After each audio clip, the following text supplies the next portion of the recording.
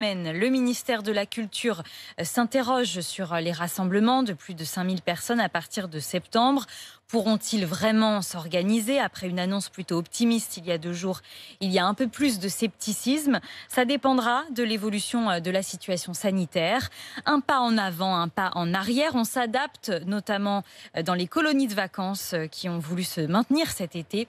Protocole sanitaire strict à Valloire-en-Savoie. Héloïsa Patricio. Cette année, le thème de la colonie de vacances, c'est le séjour masqué.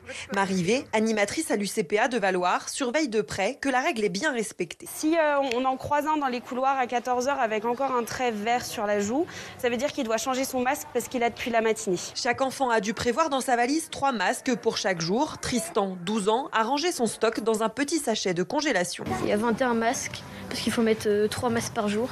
Un le matin, l'après-midi et un le soir. Désormais, après chaque activité, il faut veiller à nettoyer les objets utilisés. Bon, vous avez aimé? Oui. C'était bien? Oui, ouais. Gaston, le moniteur VTT, asperge chaque vélo d'une solution hydroalcoolique. Si on laisse le vélo comme ça, ça ne peut pas le faire au niveau du protocole. Et là, il faut attendre 15 minutes pour que le produit agisse et après les enfants peuvent reprendre le vélo. Pour Benoît Dugrivel, directeur de l'UCPA Valloire, ces mesures n'altèrent pas la bonne ambiance. Le but, c'est de ne pas transformer le centre en hôpital. C'est justement que les jeunes vivent le plus possible leurs vacances normalement. Chaque année, près de 1500 enfants passent leurs vacances dans ce centre, à 1400 mètres d'altitude.